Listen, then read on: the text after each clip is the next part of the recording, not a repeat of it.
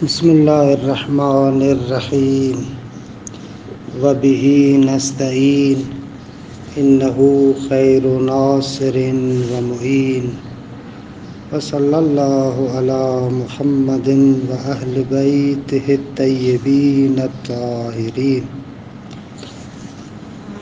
پروردگار عالم آپ تمام عزیزان کی توفیقات خیر میں اضافہ فرمائے۔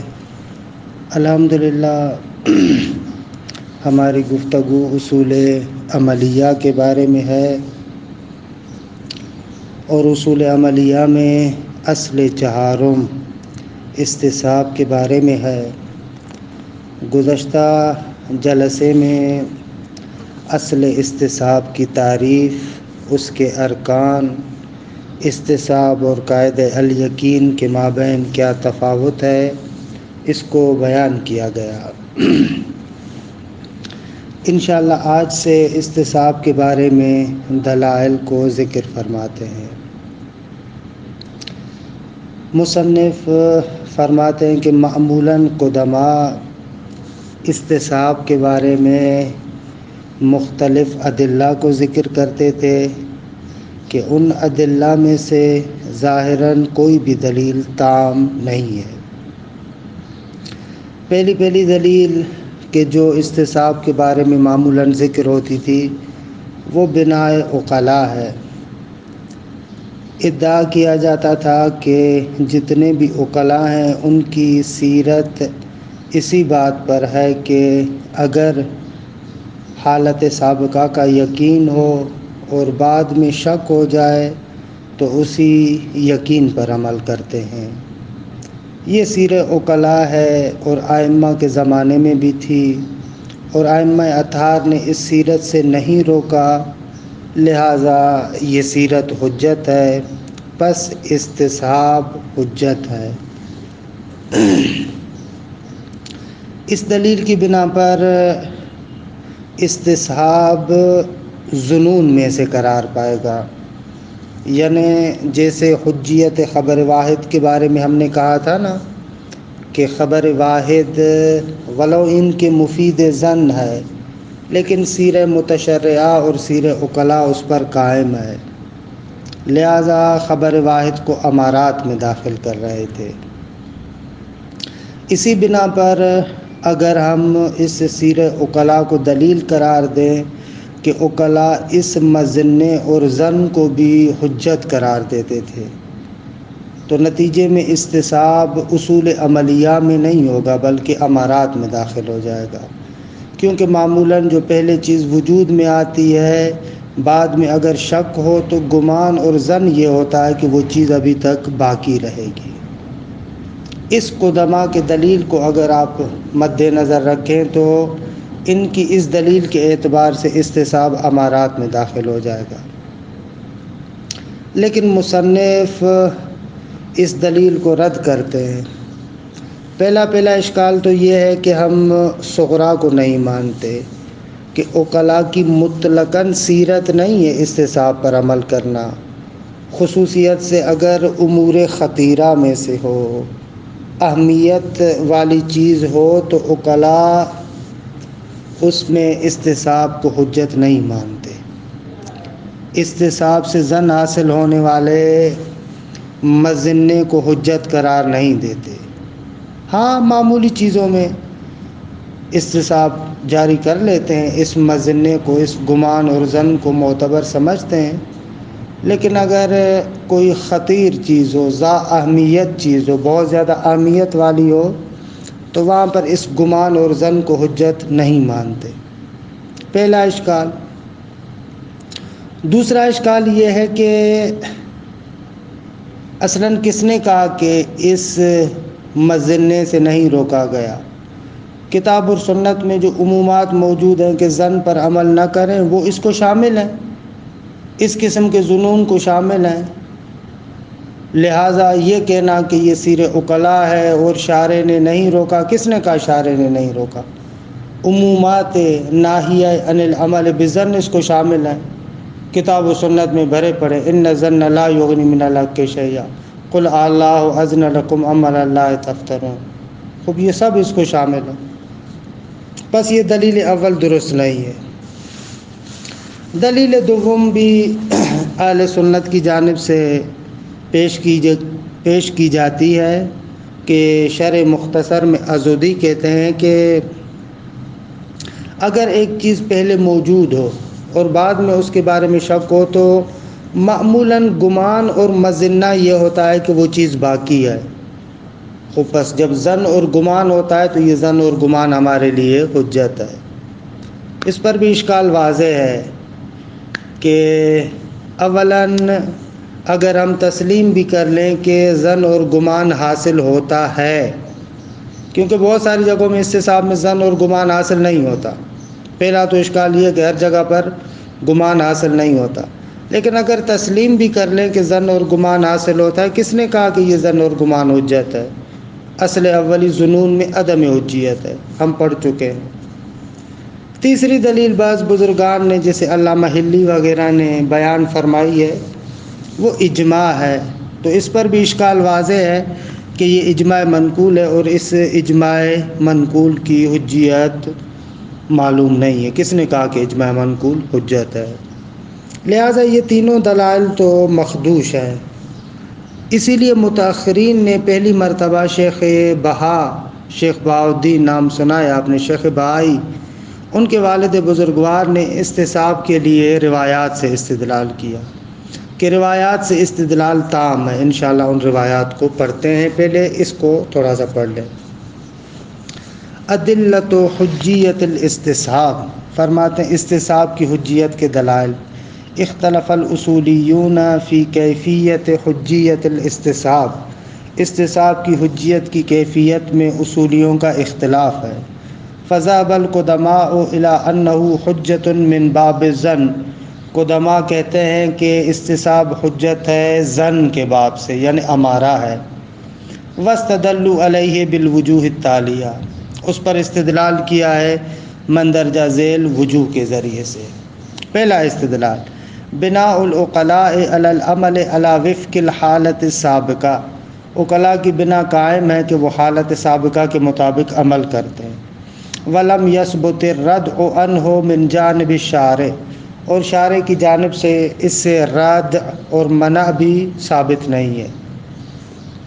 یلاحظ علیہ، اس پر اشکال ہے، کیا اس پر اشکال کیا گیا ہے؟ پہلا اشکال، مضافاً الی عدم کلیتہا، پہلی بات تو یہ ہے کہ یہ قانون کلی نہیں ہے۔ آپ کہتے عقلاء حالت سابقہ کے مطابق عمل کرتے ہیں، اس کا کلی ہونا ثابت نہیں ہے، ہمیشہ نہیں کرتے۔ فإن العقلاء لا يعملون في الأمور الخطيرة على وفق الاستصحاب، عقلاء عمل نہیں کرتے امور خطیرہ میں، جو اہمیت والے امور ہیں ان میں عمل نہیں کرتے استصحاب کے مطابق۔ وإن أفاد الظن، اگرچہ استصحاب ظن کا فائدہ ہی کیوں نہ دے، پس اولاً اس کی کلیت ثابت نہیں ہے۔ دوسرا، یلاحظ علیہ انہ یکفی فی الردع ما دل من الکتاب والسنہ، اس سیرت سے منع کرنے کے لیے کافی ہے وہ آیات و روایات جو دلالت کرتی ہیں، کس بات پر دلالت کرتی ہیں؟ ان اتباع غیر العلم، غیر علم کی آپ اتباع نہ کریں۔ ما دل کا بیان، ما کا بیان، من الکتاب والسنہ، کتاب اور سنت میں سے، الن نہیں ہے ان اتباع غیر العلم، کہ غیر علم کی اتباع سے جن میں نہیں موجود ہے، کہ نا عزیزم آپ غیر علم پر ظن پر عمل نہیں کر سکتے۔ وقد مرت تلک الآیات عند البحث عن حجیت خبر الواحد، خبر واحد کے بارے میں بحث کرتے ہوئے ہم نے ان آیات کو ذکر کیا۔ دوسرا استدلال، مستند الیہ العضدی فی شرح المختصر، شرح المختصر میں عضدین ایجی نے، کہ یہ اصل مختصر الاصول ابن حاجب کی کتاب ہے، اس کی شرح لکھی عضدین ایجی نے۔ کہتے ما استند الیہ العضدی، وہ دلیل کی جس کی طرف استناد کیا ہے عضدی نے، فی شرح المختصر، شرح المختصر میں، یہ شرح المختصر وہی مختصر الاصول ابن حاجب کی ہے، اس کی شرح انہوں نے کی ہے۔ فقال ان استصحاب الحال، حال سے مراد وہی حالت سابقہ ہے۔ حالت سابقہ کا استدلال ان الحکم الفلانی قد کان ولم یظن عدمہ وکل ما کان کذالک فهو مظنون البقاء۔ فرماتے ہیں کہ فلانی حکم پہلے موجود تھا، ولم یظن عدمہ، اس کے عدم کا گمان نہیں ہے، اور ہر وہ حکم جو اس طریقے سے ہو مظنون البقاء ہے، پس یہ بھی مظنون البقاء ہے، پس گمان یہ ہے کہ وہ جو پہلے حکم تھا ابھی بھی باقی ہے۔ یلاحظ علیہ اولا، پہلا اشکال بمنع کلیت الکبریٰ، فرماتے ہیں یہ جو آپ نے کبریٰ کلی بیان کیا ہے وہ ہم لوگ قبول نہیں کرتے۔ کیوں؟ فرماتے ہیں اس لیے کہ لمنع افادت الاستصحاب الظن فی کل مورد، ہر جگہ پر تو استصحاب مفید ظن نہیں ہے، بس یہ کبریٰ درست نہیں ہے۔ وثانیاً سلمنا، چلے مان لیا کہ استصحاب مفید ظن ہے، لیکن الاصل فی الظنون عدم الحجیہ، لیکن ظنون میں اصل کیا ہے؟ عدم حجیت ہے۔ الا ان يدل دلیل قاطع علیہا، مگر یہ کہ مظن اور ظن کی حجیت پر کوئی دلیل قطعی ہو، یہاں پر کوئی دلیل قطعی نہیں ہے۔ تیسرا استدلال الاستدلال بالاجماع، اجماع کے ذریعے سے استدلال۔ قال العلامہ، فرماتے ہیں کہ علامہ نے مبادئ الاصول، ان کی کتاب ہے، علامہ حلی وہاں پر فرماتے ہیں الاستصحاب حجت، استصحاب حجت ہے۔ کیوں؟ لاجماع الفقہاء، فقہا کا اجماع ہے، الا انہ متی حصل حکم، کہ شان یہ ہے کہ جب ایک حکم حاصل ہو گیا، ثم وقع الشک فی طروء ما یزیلہ، بعد میں شک واقع ہوتا ہے کہ آیا وہ چیز تو عارض نہیں ہوئی جو اس حکم کو زائل کر دے، وجب الحکم علی ما کان اولا، تو جس طریقے سے پہلے تھا اسی کے مطابق حکم کرنا واجب ہے۔ ولولا القول بان الاستصحاب حجت، اگر یہ بات نہ ہوتی کہ استصحاب حجت ہے، لکان ترجیحا لاحد طرفی الممکن من غیر مرجح، تو دونوں طرفوں میں سے ایک طرف کو ترجیح دینا، ایک طرف کو ماننا، یہ ترجیح بلا مرجح ہوتا، کیونکہ حکم جو آنے لاحق میں ہے وہ ممکن الوجود بھی ہے اور ممکن العدم بھی ہے، اور سب لوگ حکم کرتے ہیں کہ آنے لاحق میں وہی آنے سابق والا حکم کریں گے آپ، خوب کیوں آخر کہتے ہیں کہ اسی کے مطابق حکم کریں گے؟ خوب ظاہر سی بات ہے کہ اس کو حجت مانتے، اگر اس کو حجت نہ مانے تو اس صورت میں تو پھر یہ درست نہیں ہوگا۔ یہ نقطہ آخری سمجھ میں آیا؟ آخری نقطہ ایسے ہے کہ آنے لاحق کے اندر جو حکم ہے وہ ممکن الوجود بھی ہے اور ممکن العدم بھی ہے۔ خب اگر حکم سابق کا استصحاب نہ ہوتا تو آخر پھر تمام علماء کیوں اجماع کیے ہوئے ہیں کہ آنے لاحق میں وہی حکم کریں جو پہلے موجود تھا؟ ممکن الوجود کو ہی کیوں فقط ترجیح دے رہے، ممکن العدم کو کیوں نہیں لا رہے؟ یعنی اس کا مقصد یہ کہ ان کا اجماع ہے۔ یلاحظ علیہ، اس پر بھی اشکال کیا گیا ہے۔ کیا اشکال ہے؟ عدم حجیت الاجماع المنقول، اجماع منقول آگا حجت نہیں، خصوصاً اگر اجماع مدرکی ہو، خصوصاً اذا علم مستند المجمعین، اجماع کرنے والوں کے مستند کا پتہ ہو، پھر تو اصلاً حجت نہیں ہے، کیونکہ اجماع مدرکی کے بارے میں بیان کیا تھا، اس کی کوئی اہمیت نہیں ہے۔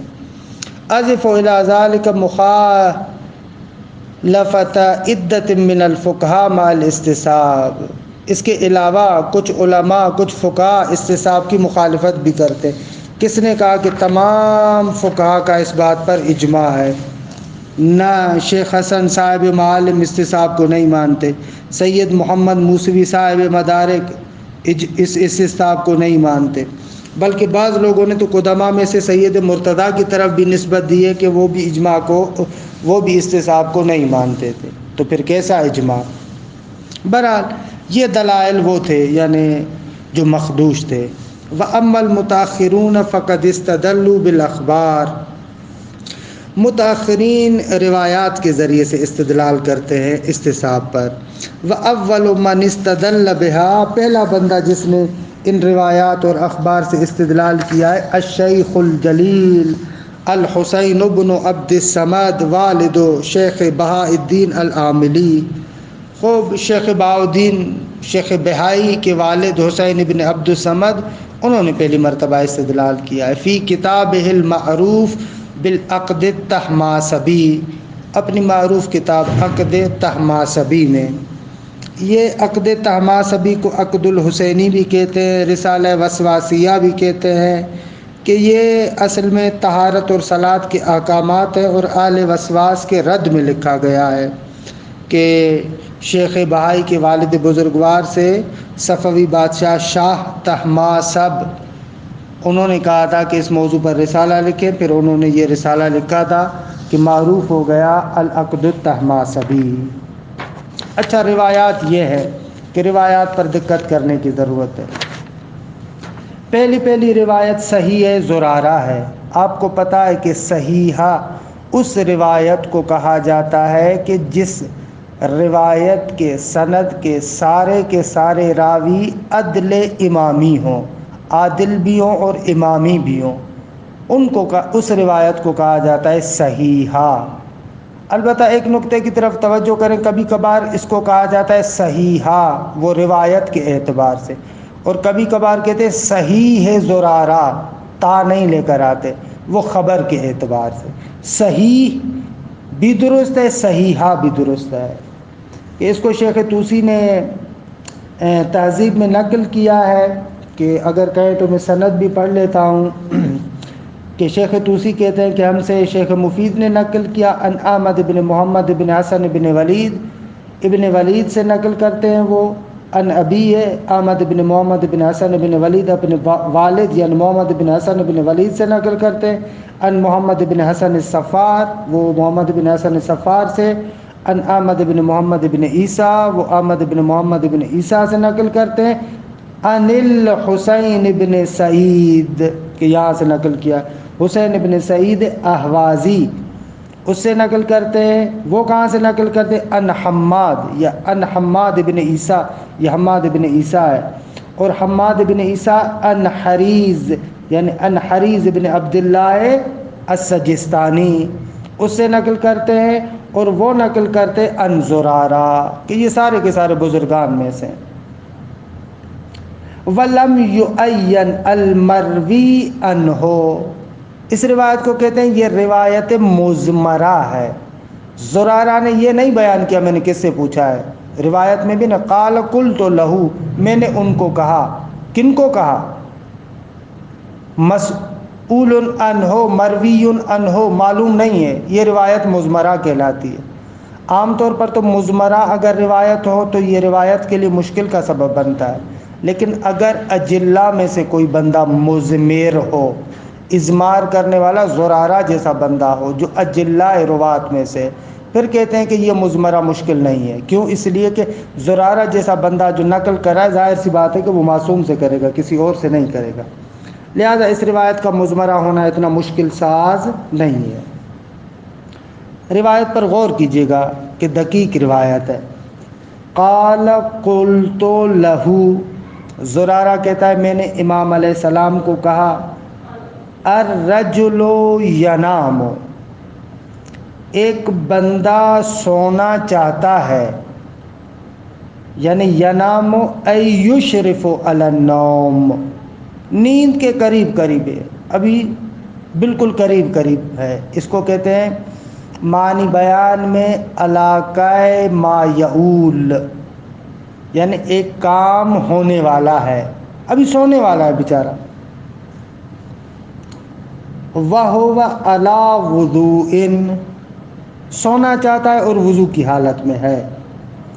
أَتُوجِبُ الْخَفَقَةُ وَالْخَفَقَتَانِ عَلَيْهِ الْوُضُوء، کیا اس پر ایک خفقہ، فارسی میں کہتے ہیں چورت زدن، کیا کرتا ہے؟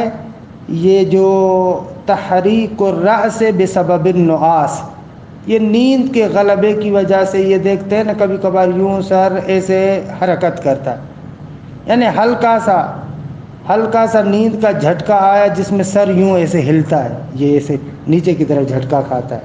بہت زیادہ جس پر نیند کا غلبہ ہو نا، ایسے ہلکا سا اس کو جھٹکا آتا ہے، اس کو کہتے ہیں چورت زدن، البتہ ہماری سندھی زبان میں کہتے ہیں ڈھکر، ڈھکر، ایسے ایسے چورت زدن۔ تو کیا یہ اگر اس طریقے سے مکمل طریقے سے سویا نہیں ہے لیکن ہلکے ہلکے جھٹکے آ رہے ہیں اس کو نیند کے، تو آیا یہ ایک جھٹکا یا دو جھٹکے اس کے وضو کو باطل کر دیں گے؟ کیونکہ نواقض وضو میں سے ایک نوم بھی ہے نا کہ اگر انسان سو جائے تو پھر انسان کا وضو باطل ہو جاتا ہے۔ تو یہاں پر زرارہ سوال کر رہا ہے مفہوم نوم کے بارے میں، وہ نوم اور نیند جو ناقض ہے شرعاً وہ کون سی ہے؟ یہ جو ہلکا سا نیند کا جھٹکا آتا ہے ایسے تھوڑا تھوڑا سا، آیا اس پر بھی اس نوم کا اطلاق ہوگا کہ جو ناقض وضو ہے؟ دوسرے لفظوں میں یہاں پر شبہ مفہومیہ ہے، نوم کی حدود کے بارے میں سوال کر رہا ہے، وہ کون سی نیند ہے جو انسان کے وضو کے نقض کا باعث بنتی ہے؟ کون سی نیند ہے کہ جس کی وجہ سے وضو ٹوٹ جاتا ہے؟ یہ سوال کر رہا ہے، شبہ مفہومیہ ہے یہاں پر۔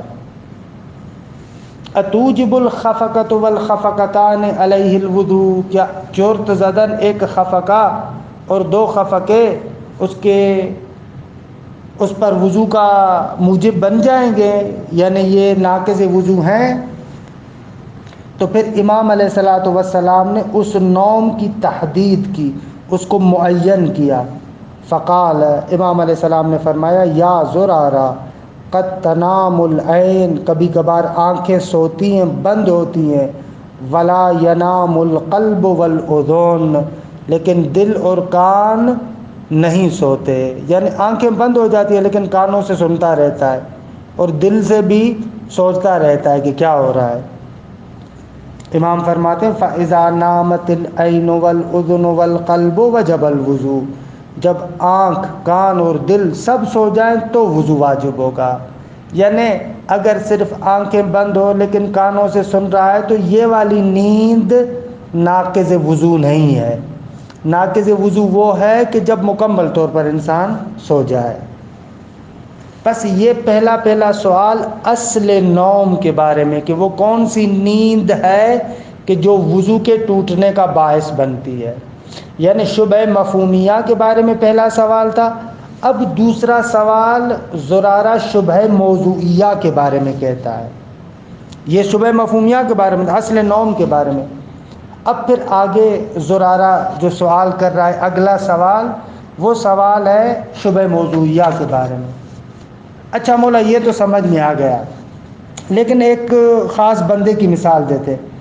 قلت فإن حرك على جنبه شيء ولم يعلم به، اگر کوئی بندہ سویا ہوا ہے اور اس کے سائیڈ میں کسی چیز کو حرکت دے رہے ہیں تو اس کو پتہ نہیں چلتا، تو آیا اس کی وجہ سے بھلا اس پر وضو واجب ہوگا؟ شبہ موضوعیہ ہے۔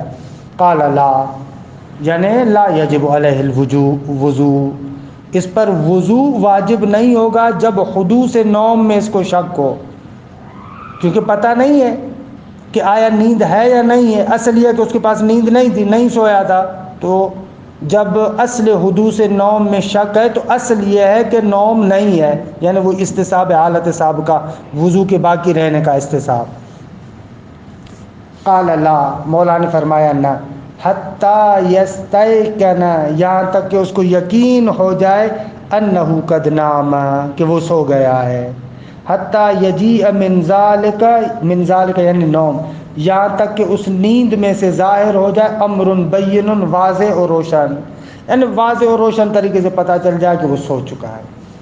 وَإِلَّا، اگر واضح اور روشن طریقے سے نہ پتہ چلے کہ وہ سویا ہے، یعنی وَإِلَّا یعنی وَإِن لَا يَسْتَيْقِنْ أَنَّهُ قَدْ نَامَ، اگر اس کو یقین نہ ہو کہ یہ سویا ہے، فَإِنَّهُ عَلَى يَقِينٍ مِّن وُضُوئِهِ، تو اس صورت میں یہ اپنے وضو کے بارے میں جو اس کو یقین تھا اس پر باقی رہے گا۔ ٹھیک ہے، یہ دیکھیں نا، یہ فَإِنَّهُ عَلَى يَقِينٍ مِّن وُضُوئِهِ در حقیقت علت ہے، اس کا جو معلول تھا یعنی عدم وجوب وضو اس کو حذف کر دیا گیا ہے۔ اگر اس عبارت کو صحیح طریقے سے یعنی اس کے مقدر کو مان لیا جائے تو ایسے ہے فَإِنَّهُ لَا يَجِبُ الْوُضُوءُ عَلَيْهِ، کیوں وضو اس پر واجب نہیں ہے؟ لِأَنَّهُ عَلَى يَقِينٍ مِّن وُضُوئِهِ، کیونکہ یہ اپنے وضو کے یقین پر باقی ہے۔ وَلَا تُنْقَضُ الْيَقِينُ أَبَدًا بِالشَّكِّ، یقین کو کبھی بھی شک کے ذریعے سے نہیں توڑا جائے گا۔ تہذیب میں ایک نسخہ ہے لا ينقض اليقین ابدا بالشک، یقین کبھی بھی شک سے نہیں توڑا جائے گا۔ وَإِنَّمَا تَنْقُضُهُ بِيَقِينٍ آخر، بلکہ اس کو ایک اور یقین کے ذریعے سے توڑو۔